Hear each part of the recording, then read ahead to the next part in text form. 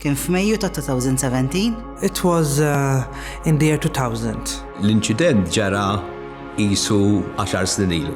I had just turned 40, and a couple of months after, I found out that I had breast cancer. To have cancer is like, there's a lottery that nobody wants to win, but unfortunately sometimes that is the stake. Mhux xi ħaġa faċli għaliex il-kelma kanser hija kera x'int tismaħħa. You're scared. You don't know what's happening. It's from one thing to another. In my case, with the kids, you have to sort of play it down, when in reality it's quite big. It's important to note that when we're talking about breast cancer, we usually tend to say that it is women who get breast cancer, but we do get a few, about 1% of those would be men. So it's also important for men to identify if there are any changes and to report those changes as well. Kull ma rajt kien spot ta' dem fil-qmis, fil-livell ovvjament tal-breast. Li allura jiena ħsib dak il-moment li kienet ċiponta brax ta' mandunajċ. Illa lix ovvjament ma konċ nagħmel dak li qed nagħti parir illum lill-irġiel jagħmlu, ċoe wieħed jittestja sidru. Mistejt sidri ovvjament wieħed ħass il-lamp. The commonest symptom is when a lady feels a lump. But there are other symptoms. There are some skin changes. If there's a tumor on the skin, it can cause dimpling in the skin. There could be a rash around the nipple. ħak xura fir-ras tas-sider fin-nipple, jista' jkun hemm xi discharge jew demm mir-ras tas-sider, jista' jinbidel ix-shape, jista' jkun hemm boċċi fl-għon taħt l-idejn, jew sfortunatament meta l-każ ikun daqsxejn aktar avvanzat, jew ikun hemm xi feriti jew boċċi fis-sider fuq il-ġilda, jew inkella il-pazjenta tħossha taqta' lura, titlef il-peace, etc. My first symptom was fatigue, but I did not connect it to breast cancer. Being summer, after the summer, I mean, everybody's always tired in the summer, after summer. And then I started noticing a change in size in my breast. And it took me quite some time to realize that something is wrong. It took me about 2 to 3 months. But then when I realized the difference in size, I thought that something is wrong. And I went and checked myself. ħassej ġbit minn taħt idejja, għal-ġa sidri, għal-ġa nipel. U dew jgħidu li mxejn. Imma jiena bqajt ninsisti li hemm xi ħaġa mhux normali għaliex l-uġieħ kien insupportabbli meta pereżempju kan inżel it-taraġġ ħanħossu ħafna iktar. My husband told me, listen, you get it checked. There's nothing wrong if you go to the GP. He told me, if you want, we can go together. But I thought, listen, I can always, take a walk to the doctor, to our GP, and I needn't wait until my husband comes from work again. So I decided I go myself, and the doctor immediately referred me for further investigation. I was formally started on doing breast surgery around 20 years ago in the year 2000 when Mr. Swain set up the breast clinic. L-ewwel li jsir bażikament biex issir id-dijanjosi ikun hemm dak li jgħidu triple assessment. Triple assessment hija taħlita ta' affarijiet li jaslu għal konferma jew esklużjoni tad-dijanjosi. Ġifieri nibdew nieħdu l-istorja tal-pazjent, naraw x'kienu s-sintomi u neżaminawhom. Wara li neżaminawhom nibagħtuhom għall-X-rays li jinkludi ġerment mammogram u ultrasound, ultrasound, u mbagħad neħdu sample tal-biċċa li qed tinkwitana. Neħdu sample dik li jgħidu l-akor biopsy ġifieri labra. And that comes to us to the laboratory for us to be analyzed and to make a precise diagnosis on what is going on. Breast cancer is the most common cancer amongst women in Malta as well as in other European countries. So in fact it is estimated that around 1 in 8 women are affected by breast cancer at any point in her life. It is very important that we get to know what our body looks like. And as regards to breast, it's very important to know what our breast looks like And it's important for us to know that there are differences from norm. So like your right side might be different from your left side. Breast self-examination, usually it's recommended to start from women aged 25 years and older. Ideally, a female examines her breast once a month. If she's still menstruating, it would be 3 days after her period. And if she's postmenopausal, then a given time during the month. Darba kull ftit snin skont l-età tal-pazjenta ikollha bżonn testijiet bħal mammogram jew ultrasound jew it-tnejn biex naraw jekk hemm xi ħaġa li ma tinħassx imma tidher fuq daw it-testijiet tal-X-rays. Jiena kont imur qabad għalija il-breast screening il-belt. Ġa kont marx darbtejn oħra batu għalija, mart nagħmel il-mammogram. This is a national program for healthy people. At the moment, we are inviting all women who are of an age between 50 and 68 going on to 69 years of age, and this is in line with the European guidelines. Wara 15 days ċemplu li għallu li tista' tiġi ħajnamlu lek ultrasound. Martina u għallu li anki Dr. Zilza, per eżempju, għalli li għandek għalli curable, ma jina I thought it was a lump.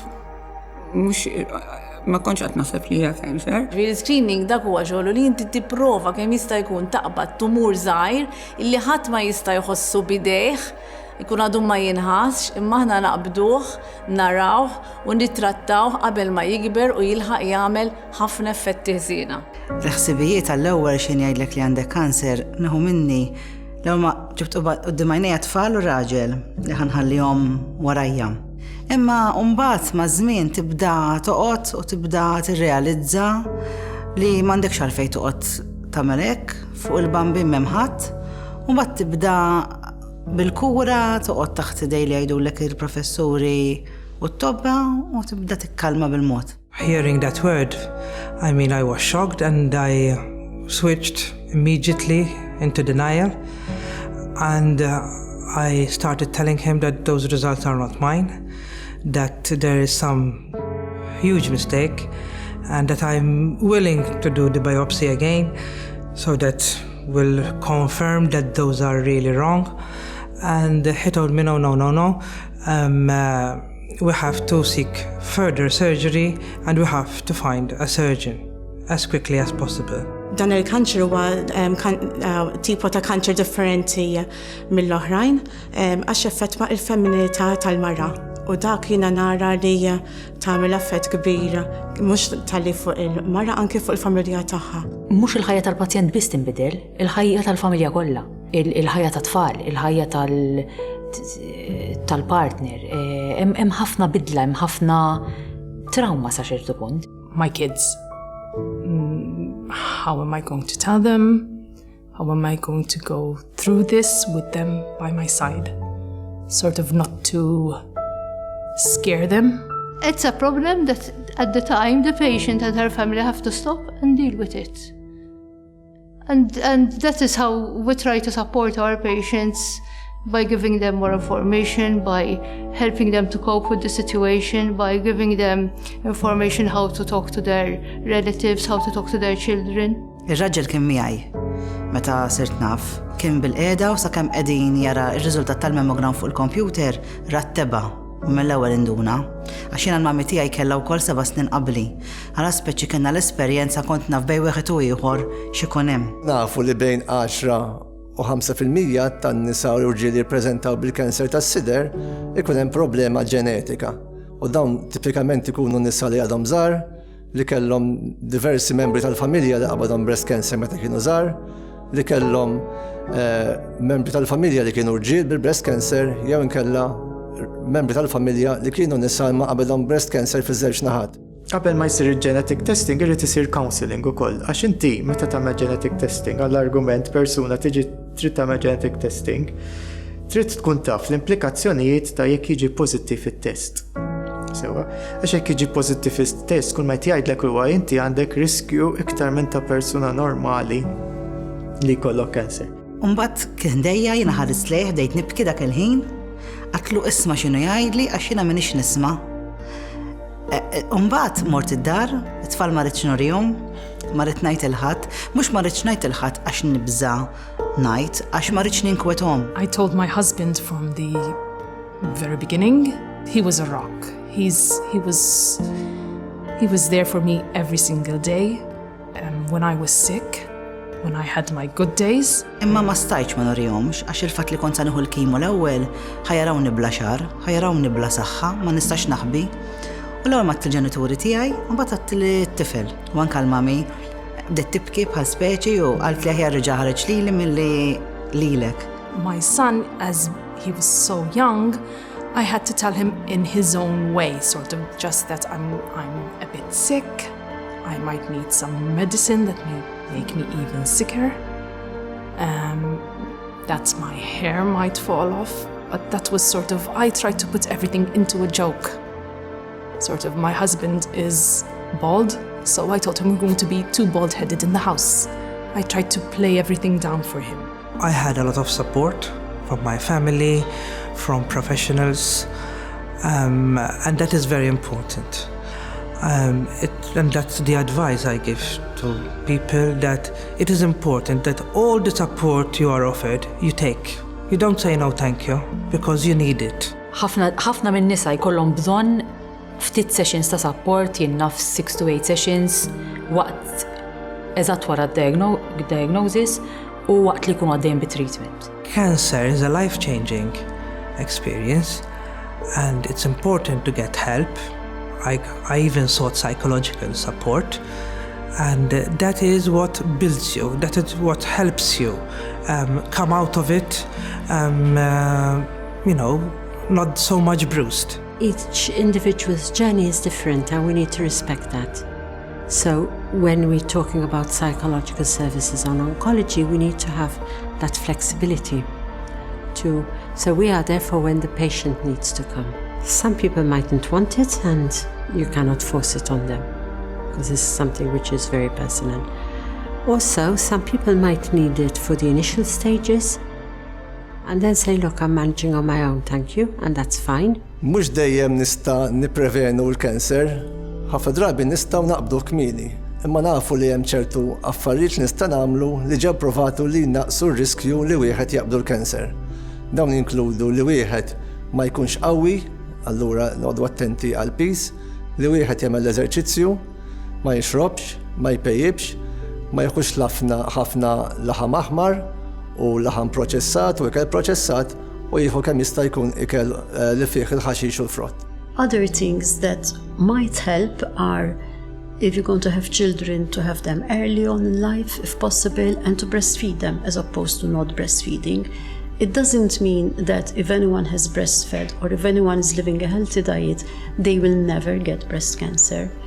Because so far we haven't identified the exact cause of breast cancer and what we can do to prevent it completely. Along my breast cancer journey, especially in the first phase, I met a lot of other ladies that had similar experiences. And I thought that, there is so much little information available, and we started building on that idea. We formed Action for Breast Cancer in May 2007. Helen Muscat was the chairperson of Action for Breast Cancer Foundation, and we still follow the principles we started off from, and we still hail Helen for her dynamics that really live on into Action for Breast Cancer Foundation. The Action for Breast Cancer Foundation has helped us throughout the years through their fundraising activities and giving us equipment, but presently Action for Breast Cancer are providing a free bra for patients who have had a mastectomy. We also give them written information, and the Action for Breast Cancer Foundation are providing a folder, a smart folder where we can put in the patient's information, their results, and they can keep it and refer to it whenever necessary.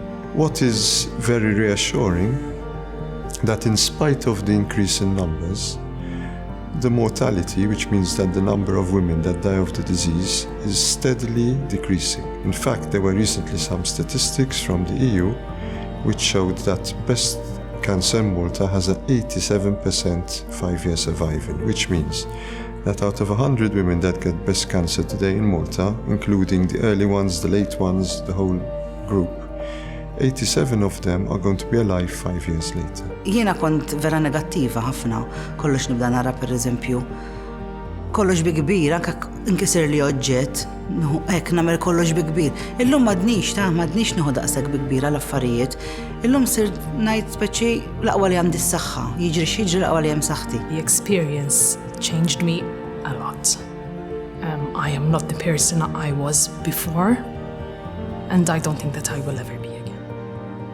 But it's all in a positive way. You realize what is important in life, and you do stop to smell the flowers more. L-ewwel tabib li rajt, l-unika ħaġa li qalli huwa li 50% tal-mod kif issolvi l-problema tiegħek kif moħħok ħafna nies iġġilduha u rebħuha. U naħseb dak huwa l-ikbar talima li ħadd f'dal-10 snin illi li għaddej f'dal-proċess. What I would like to conclude with is advising ladies to self-examine, and if they find any abnormality, they must present early to their doctor. U allura il-proċessi kollha li nisimgħu mill-medja, minn kull min qiegħed f'dan ix-xogħol li tiċċekkja biex tippreveni japplikaw kemm għan-nisa u anke għall-irġiel. But I often see ladies who tell me, no, I'm worried about checking myself. And this is a bit short-sighted, because if the disease is going to come on, it's going to come on anyway. You won't make yourself get ill because you've examined yourself. And you can only do good to yourself by noticing the disease at an early age. I do appeal to all women in the age group between 50 and 68 years to contact us if they haven't done a mammogram in the last 2 years. My advice to you is, if you feel or see something which wasn't there before, speak out. Go to your medical GP and get checked out. It's better having a negative result than leaving it too late. Saying that mbagħad ma mmorrux l-estrem li ħorru nifissaw. Jiġifieri m'għandniex għalfejn noqogħdu niċċekkjaw sidirna kuljum, m'għandniex għalfejn nkunu werrin ngħixu ħajja ta' twerwir, imma l-importanti li nagħmlu check-ups li hemm bżonn. Life is beautiful. It is worthwhile living it with the right attitude. You can, derive a lot of positiveness from your negative experience, and it will be a turning point, and you'll discover that there are a lot of more good things in you, talents maybe, that will make you even a better person.